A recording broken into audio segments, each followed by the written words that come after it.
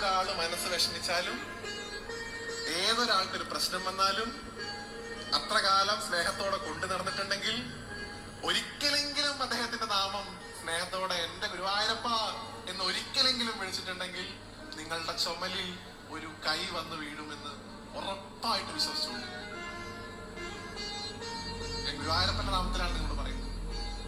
ഭഗവാനെ നിങ്ങൾ ഒരു സെക്കൻഡ് നിങ്ങളുടെ ജീവിതത്തിൽ അദ്ദേഹത്തെ നിങ്ങൾ സ്നേഹിച്ചിട്ടുണ്ടെങ്കിൽ, ഒരൊറ്റ നിമിഷം ഭഗവാനെ നിങ്ങൾ പ്രേമത്തോടെ കണ്ടിട്ടുണ്ടെങ്കിൽ, നിങ്ങൾക്കൊരു വിഷമം വരുമ്പോ, നിങ്ങൾക്കൊരു ആപത്ത് വരുമ്പോ ഭഗവാൻ നിങ്ങളുടെ മുമ്പിൽ ഉണ്ടാവും. അത് 4 കൈയുള്ള വിഷ്ണുവായിട്ടോ ഓടക്കുഴൽ വായിക്കുന്ന കൃഷ്ണനായിട്ടോ ആണെന്ന് വിചാരിക്കരുത്. പല രൂപത്തിൽ, പല രീതിയിൽ, പല ചിന്തകളിൽ ഗുരുവായൂരപ്പൻ നിങ്ങളുടെ മനസ്സിലുണ്ടാവും. നേരത്തെ പറഞ്ഞല്ലോ, ഭഗവാൻ ധർമ്മച്ചൂരി വരുന്ന സമയത്ത് അവതാരങ്ങൾ എടുത്തുകൊണ്ടേയിരിക്കും. എവിടെയാ അവതാരങ്ങൾ എടുക്കണേ?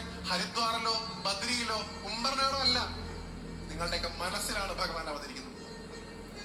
ആ 2 കുഞ്ഞിക്കായി നിങ്ങളുടെ തോളിൽ വന്ന് വീഴുന്നത് നിങ്ങൾ അനുഭവിച്ചറിയും. ഭഗവാനെ വിശ്വസിച്ച് നിങ്ങൾ ഭജിക്കുന്നെങ്കിൽ അതാണ് ഗുരുവായൂരപ്പന്റെ മഹത്വം.